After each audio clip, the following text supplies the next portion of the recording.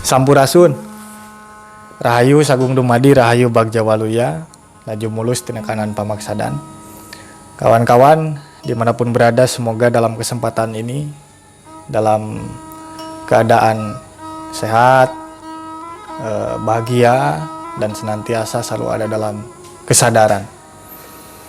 Dalam video ini saya ingin sedikit berbagi mengenai kosmologi yang lahir dari bangsa Sunda, yaitu kalau orang Sunda biasa menyebutnya dengan Tritangtu atau kepanjangannya Tritangtu di Buana. Nah, bagaimana dan apa sebetulnya yang dimaksud dengan Tritangtu? Tentu saja dengan sebuah rujukan literatur yang saya dapatkan, dan tentu saja akan ada perbedaan-perbedaan, dan saya kira itu bukan sesuatu yang harus dipertentangkan ya, karena pada akhirnya semuanya akan merujuk pada sesuatu yang positif dan bernilai baik, tentunya bisa dilakukan dalam keseharian kita.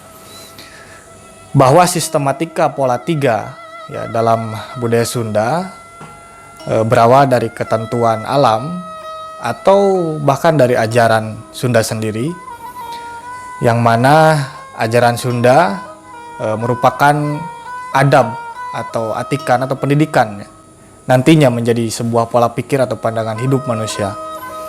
Nah, kalau orang yang sudah mengalami pencerahan, kita biasa menyebutnya dengan Sunda Wiwitan, yang itu juga merupakan sebuah konsep ajaran mengenai kehidupan yang di dalamnya tidak ada batas ruang dan waktu.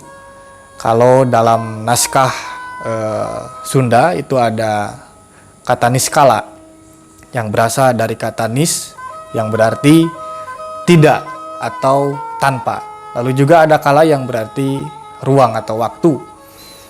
Maka kita di Sunda seringkali mengenal kala itu waktu dan pa itu ruang. Nah, maka niskala ini alamnya disebut nirwana. Dalam jati diri manusia Sunda, kedudukan yang dimaksud atau niskala itu adalah hirup atau hidup ya dalam bahasa bangsa Indonesianya. Nah, kata hirup sendiri menerangkan mengenai Buana Nyungcung atau orang yang sudah tercerahkan tadi, atau kita sebutnya dengan Sunda Wiwitan. Maka kemudian itu berlanjut pada tahap berikutnya, yaitu Buana Larang yang disebut dengan istilah Sunda Sawawa, yang di dalamnya berisi ajaran Salaka yang sudah berada dalam ruang dan waktu. Nah, isi ajaran Salaka ini disebut dengan istilah rasa atau wujud ya. Nah, yang berada di dalam katakanlah raga kita ya, atau diri kita. Lalu pada proses selanjutnya atau tahap ketiga, kita akan dipertemukan dengan Sunda Sembada atau kejadian ya. Nah, yang juga disebut dengan alam. Nah, alam sendiri dalam keilmuan Sunda itu juga disebut sebagai atau istilahnya ya, itu kuring atau juga kurung bisa, yang bermakna kurungan rasa ataupun sebuah lilinggeran atau apa ya. Bahasa Indonesianya saya susah nyari yang sepadannya. Kurung lah, kurungan rasa kita. Atau biasa disebutnya dengan Buana Pancatengah. Nah, maka perjalanan hidup seorang manusia Sunda itu tidak bisa dilepaskan dari wadah 3 alam itu atau 3 buana yang tadi, yaitu Buana Nyungcung yang merupakan alam segala awal atau asal ya, ataupun biasa disebut dengan Awang Uwung. Lalu juga ada yang menyebutnya dengan alam Padang, yang merupakan kedudukan tertinggi dalam sistematika alam ini. Lalu juga yang kedua ada Buana Pancatengah yang tadi, yaitu adalah rahim ya, yang merupakan alam cukang lantaran saya menyebutnya, atau perantara lah ya. Perantara yang memproses terjadinya wujud manusia, verifikasi kecocokan DNA ada di sana, lalu juga ya kecocokan data ya ada di alam Buana Pancatengah itu.